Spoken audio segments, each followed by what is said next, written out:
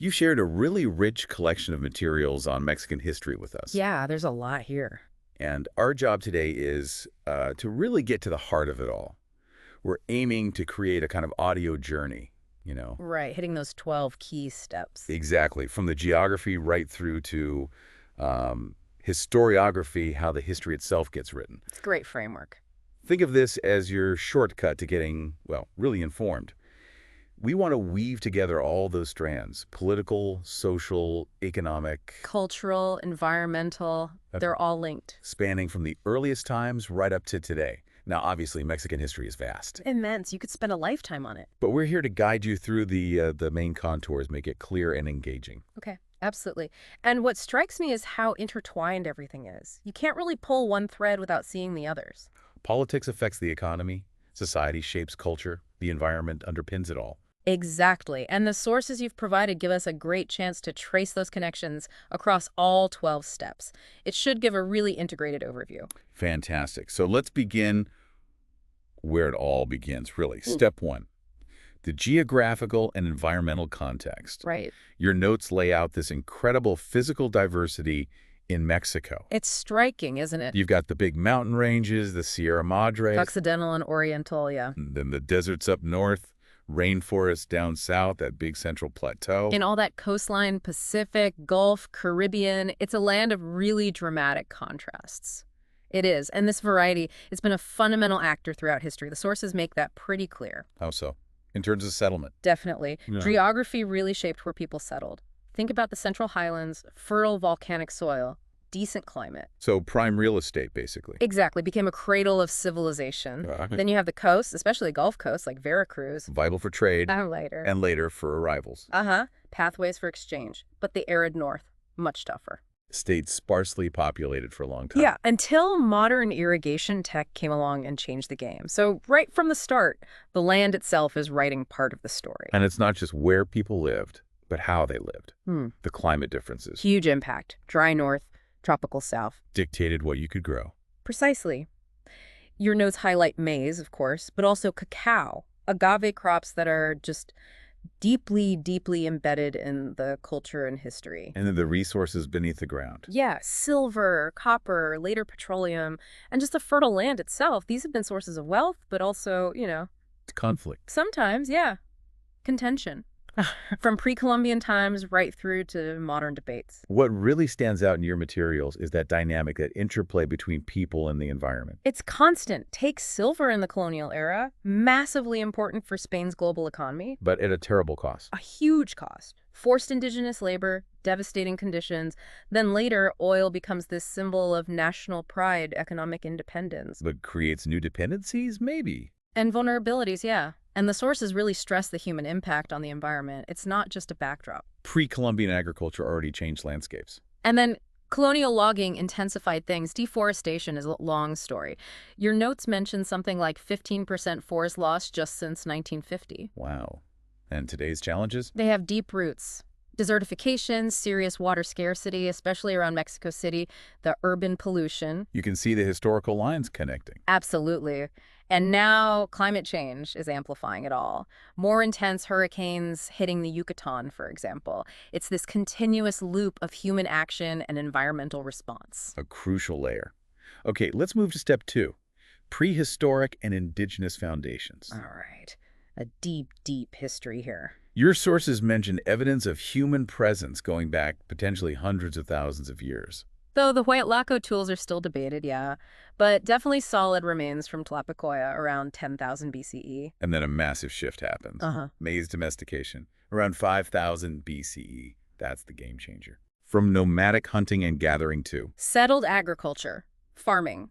That allows for surplus, supports larger populations, more complex societies. and leads to this incredible diversity of cultures emerging by around 2000 BCE. Exactly. Mesoamerica becomes this vibrant tapestry. You've got the Olmec, the Maya, Zapotec, Mixtec, eventually the Aztec. Each with their own languages: Nahuatl, Maya. Sophisticated calendars, unique writing systems like the Maya glyphs. It's just amazing diversity. Your sources mention, 64 ethno-linguistic groups? Each with their own narratives. Right. It wasn't monolithic at all. And within that diversity, some cultures seem foundational. The Olmec, for instance. Yeah, flourishing around 1200 to 400 BCE, often called a mother culture, maybe. Laying groundwork. Seems like it. Early state-level organization at places like San Lorenzo. Iconic. And they left behind those incredible colossal heads. Iconic. And the jade work, early ball games, monumental building. They were pioneers in many ways. And don't forget the diet foundation. The Three Sisters. Maize, beans, and squash, the core diet for so many. Then later, Teotihuacan emerges. A different scale altogether. Oh, completely. From maybe 100 BCE to around 650 CE, maybe 550 CE. The dates vary a bit. It was enormous. A true metropolis. Possibly hundreds of thousands of people. One of the biggest cities in the world at its peak. Grid layout, huge pyramids. Who ruled it? That's debated. The sources suggest maybe a collective elite, not one single king, but its influence was massive long before the Aztecs. And after Teotihuacan's decline, we see the classic Maya flourishing further south. Right. Roughly 300 to 900 CE. This is the era of the great city-states like Tikal, Palenque, Calakmul. Complex society. Very often ruled by divine kings, the Aho, wealthy elites, big ceremonial centers, temples, and incredible advances in writing, math, astronomy. But not unified. No, lots of competition, warfare between the city-states, a very dynamic, sometimes volatile period. And much later, rising in the Valley of Mexico, the Aztecs. Founded Tenochtitlan around 1325 CE, built this incredibly powerful empire or alliance, really. Ruling millions. Estimates vary, maybe 5 million or more.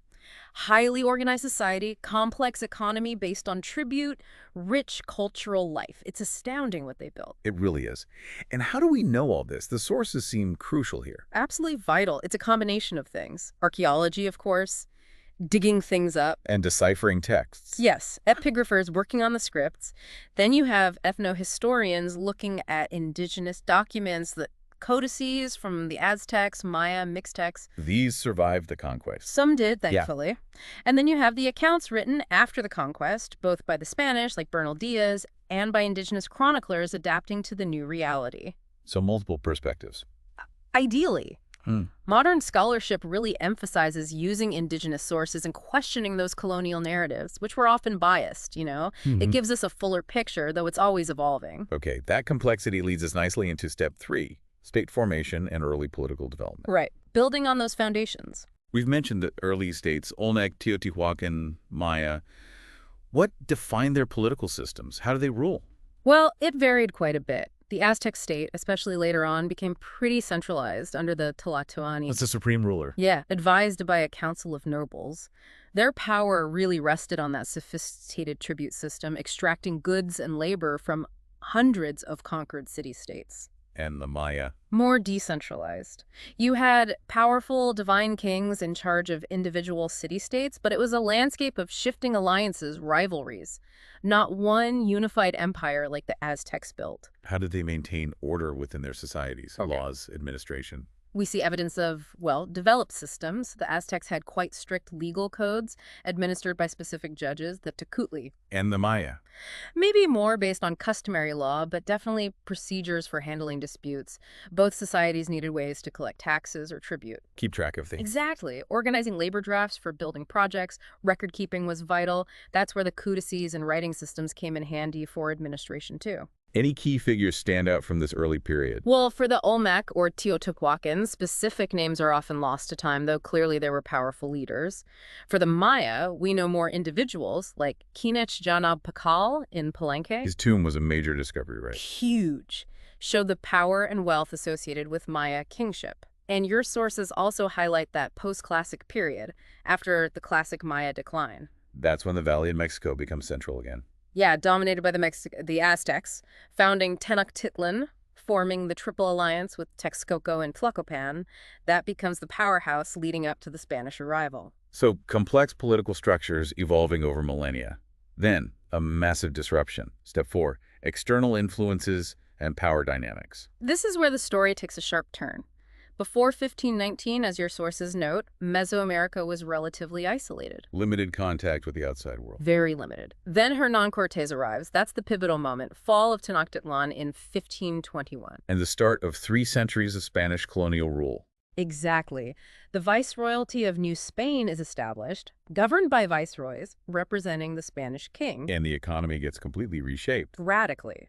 The Spanish imposed systems like the encomienda, later the hacienda, basically grants of land and indigenous labor. Exploitation, really. Yes, primarily for silver mining, which became huge, and large-scale agriculture. And the Catholic Church was central to the whole project. Conversion was a major goal. Huge goal. Forced conversions, building missions.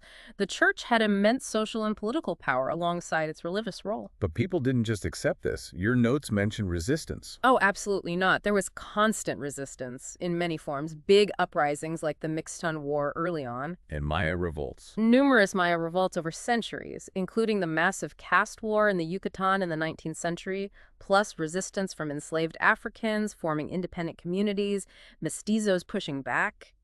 It was ongoing. What was the overall impact of colonialism?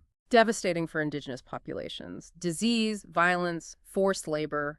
The numbers plummeted. Some estimates go from 25 million down to maybe 1 million by 1600. Unbelievable. Land ownership completely restructured, European culture imposed, and this process creates the mestizo identity, the blending of European and indigenous heritage. How did Spain maintain control for so long? Through a combination of factors: a complex administrative bureaucracy, the viceroyalty system, economic exploitation funneling wealth back to Spain, religious control via the church, and that rigid social hierarchy, the casta system. Based on race and origin. Yes, keeping power concentrated at the top with peninsulares, Spaniards born in Spain. But this system faced challenges. From indigenous resistance, as you said. And also growing discontent among the Creoles, those of Spanish descent born in the Americas. The Bourbon reforms in the mid-18th century actually increased tensions with them. Economic complaints were simmering too. And then something happens in Europe. Right. Napoleon invades Spain in 1808. Captures the Spanish king. This creates a massive crisis of legitimacy for Spanish rule in the Americas. Who's in charge? Exactly. Local governing bodies, juntas, start forming in New Spain. Political instability grows, and this whole situation really radicalizes many Creoles, pushing them towards independence. Which leads us right into step 5. Political evolution and governance after colonialism. A very turbulent period follows. Independence itself takes a decade-long war. Yeah, sparked by Miguel Hidalgo's famous Grito de Dolores in 1810, finally achieved in 1821. But then it's not immediately smooth sailing. Not at all. First, a brief Mexican empire under Agustín de Iturbide that collapses quickly. And then a republic. Established in 1823 with the first federal constitution in 1824, but the 19th century was just incredibly unstable. Your sources mention 36 presidents between 1824 and 1867. That's chaotic. It was. Plus, major conflicts. The disastrous Mexican-American War. Lost half the territory. Roughly, yeah. And then the French intervention in the 1860s, setting up another short-lived empire. Just constant turmoil. But amidst that chaos, they were trying to build political frameworks. The constitutions. Yes. Key moments. 1824 establishes the federal republic idea. 1857 brings in liberal reforms. Which leads to another war. The Reform War, yes, between liberals and conservatives. And then, arguably the most important one, the 1917 Constitution. Born out of the Revolution. Exactly. That's the one that enshrined principles like land reform, labor rights. Yeah. Still the basis of Mexican law today, though heavily amended. And looking at the 20th century, one party dominates for a long time. The PRI, Institutional Revolutionary Party. From 1929 right up to 2000, it provided stability of a sort. But maybe not full democracy. Often quite authoritarian, yes. Yeah. Then you see the transitions. The PAN winning in 2000 was huge. Morena's rise in 2018, significant shifts. So your sources list so many key figures. Juárez, Diaz. Benito Juárez, the liberal reformer. Porfirio Diaz, the long dictator, order and progress, but also repression. Revolutionary icons. Zapata, Villa. Their names still resonate powerfully. Madero, Obregón, Calles, who dominated behind the scenes in the Maximato. Lázaro Cárdenas. Very important. Land reform, nationalizing the oil industry in 1938, creating Pemex, a major assertion of sovereignty. And more recently, AMLO, and now Scheinbaum. Continuing this long, complex political evolution. And we shouldn't forget the conflicts within this period, too. The Cristero War against the state's anti-clerical policies in the 20s. And the ongoing drug violence more recently. A major challenge since the 2000s. Plus, controversial moments like the 1988 election, which many believe was fraudulent. It's a dense political history. Absolutely. Okay, let's switch gears slightly to step 6, economic history and development. Following the political story closely. What were the main economic systems before and after the Spanish? Pre-Columbian, primarily agriculture, as we said, maize, beans, squash, sophisticated techniques like the chinampas, floating gardens, Amazing ingenuity. and terracing on hillsides. Trade was important too, often based on tribute collection. Big markets like Tlatelolco near Tenochtitlan. Cacao beans used as currency sometimes. Then colonialism arrives. And shifts everything towards resource extraction for Spain. Silver mining becomes dominant. Zacatecas, Guanajuato are key centers. Large agricultural estates, the haciendas producing for export or local elites.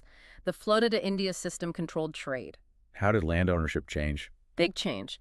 From largely communal indigenous systems to privatization under the Spanish encomienda and later hacienda systems. The revolution tried to reverse that. Article 27 of the 1917 Constitution was key, aiming to restore communal lands through the ejido system. But then neoliberal reforms in the 1990s pushed towards privatization again. It's a constant tension. What about trade and industry over time? Colonial trade was tightly controlled. Think the Manila galleons connecting to Asia. Industrialization really started under Porfirio Diaz railroads, textiles. Then the big move in the 20th century was oil. Nationalization in 1938 was huge. Later, Mexico tried import substitution industrialization, trying to build up domestic industries. From the 40s to the 70s. Roughly, yeah. More recently, the maquiladora sector, assembly plants mostly near the U.S. border, grew massively after NAFTA in 1994. But it hasn't all been smooth growth, crises. Oh, definitely. The 1982 debt crisis was a major shock. The 1994 peso crisis, the tequila crisis, was another huge blow. Even earlier, 1976 saw significant economic problems. And today, what are the main economic challenges mentioned? Persistent inequality is a big one. The Gini coefficient shows that. Heavy reliance on the U.S. market, something like 80% of exports go there. Lack of diversification. That's part of it. Also, a huge informal economy, maybe half the workforce. Energy transitions are a challenge, moving away from fossil fuels, and big regional gaps between the more developed north and the poorer south. A complex economic picture. Let's move to step 7, social structures and demographic patterns. How society is organized and how it's changed. How has class or hierarchy worked? Historically, very hierarchical. Pre-Columbian societies had nobles, commoners, sometimes slaves. Colonialism imposed that rigid caste system based on race. Peninsulares, criollos, mestizos, indigenous, Africans. Right, a complex ladder. Modern Mexico is officially more egalitarian, but deep class divides persist. Though your sources do mention a growing middle class, maybe 40% by 2020. What about population changes, demographics? Huge shifts. Massive population growth from about 15 million in 1910 to around 130 million now. Wow, and mostly urban now. Overwhelmingly. Around 80% urban by 2020. Mexico City is one of the world's megacities. Over 21 million people in the metro area. Migration is also a big factor. Huge, especially migration to the U.S. peaking in the late 90s and 2000s. It shapes both countries. And within society.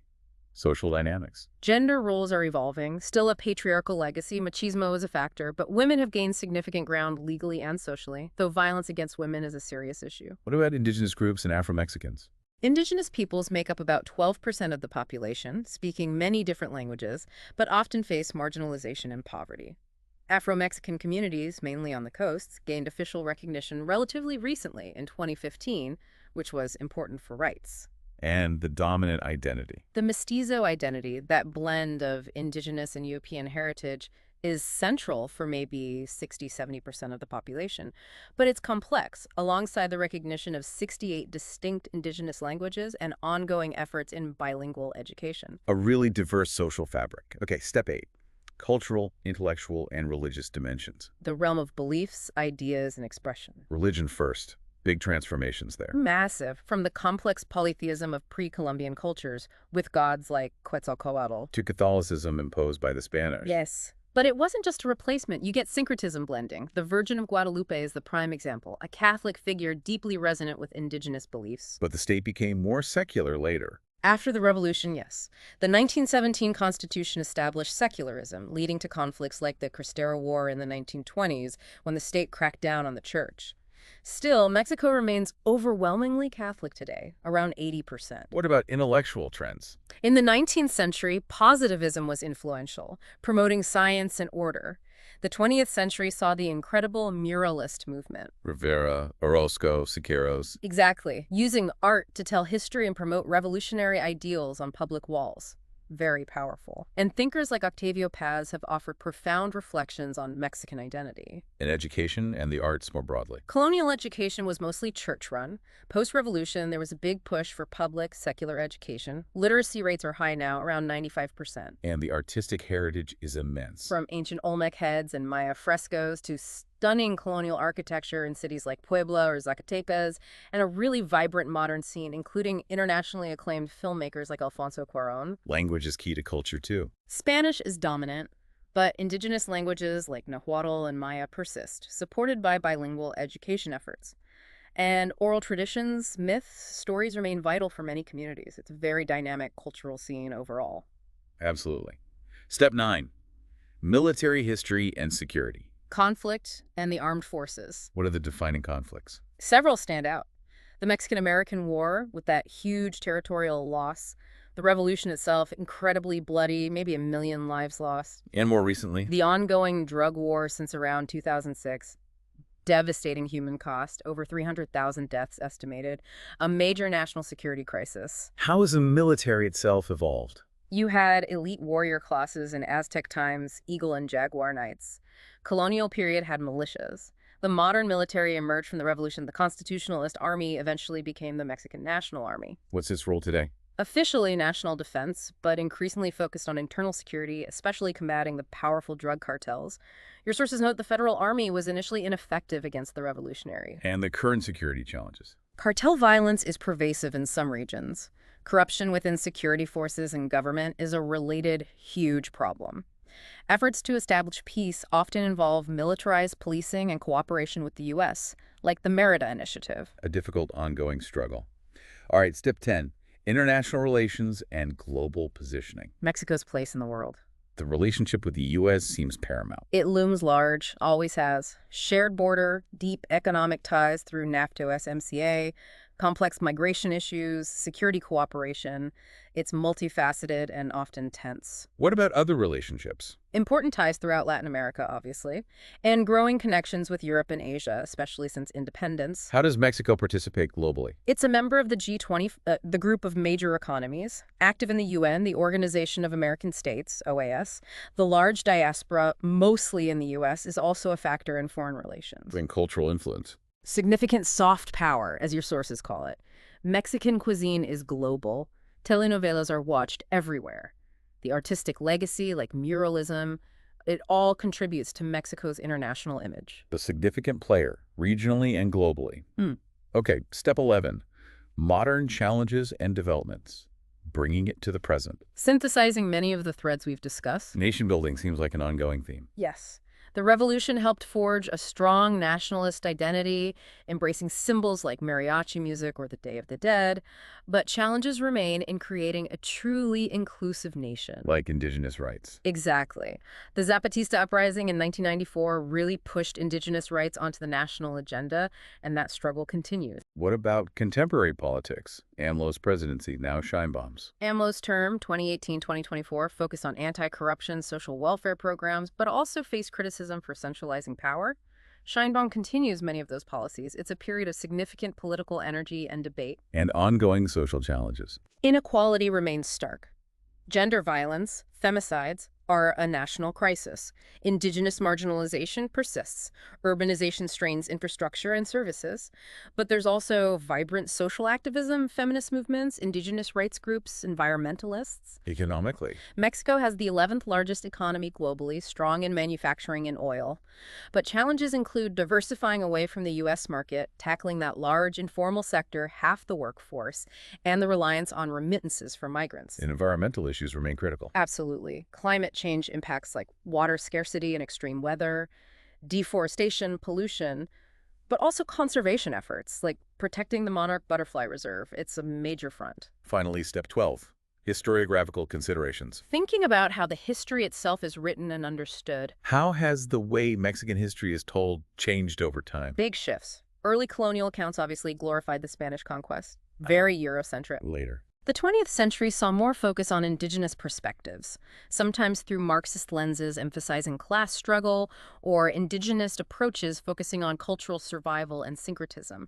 Revisionist history challenged earlier narratives, And more recently, more nuanced approaches, looking at history through transnational connections, gender perspectives, environmental history, trying to get beyond simplistic hero-villain narratives. are there still big debates among historians? Oh, constantly. How to interpret Cortez? Was the revolution truly revolutionary in its outcomes? What was the real impact of neoliberalism? The nature of Aztec rule empire or something else? The legacy of the PRI? Lots of active debate. What sources do historians use now? A huge range. Those pre-Hispanic codices, colonial chronicles, massive archives from the government and church, archaeological data, crucial oral histories, digital archives now too. Are there areas we still don't know enough about? Definitely. Your sources mention gaps like pre-Olmec societies, the full history of Afro-Mexicans, the experiences of rural women often get overlooked, the detailed environmental impacts of colonialism. There's always more to uncover. So the key takeaway is a more complex view. Yes.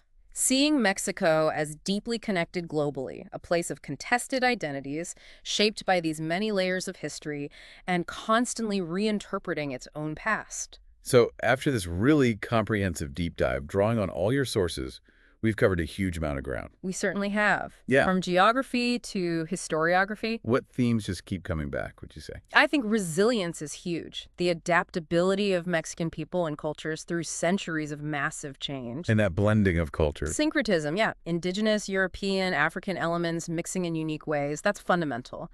Also, the importance of resources, land, silver, oil, and the struggles over them. And the constant evolution of governance. Always changing, striving for stability, for sovereignty, for justice, often falling short, but always evolving. It really feels like a continuous quest for self-determination. And understanding all that history, as we've seen, it's just crucial for making sense of Mexico today, right? Absolutely. The challenges of democracy, inequality, environmental sustainability, Yeah. they all have deep historical roots. The past isn't really past. It absolutely informs the present and shapes the future possibilities. You can't understand modern Mexico without grappling with this history. So a final thought for you, listening to this. As you reflect on everything we've covered, how does understanding Mexico's incredibly rich and often turbulent past help illuminate bigger global patterns? Things like cultural encounters, political change, how humans interact with their environment. And maybe what specific part of this deep dive, what story or period from Mexico's history has really sparked your own curiosity to dig even deeper? Something to think about. Definitely.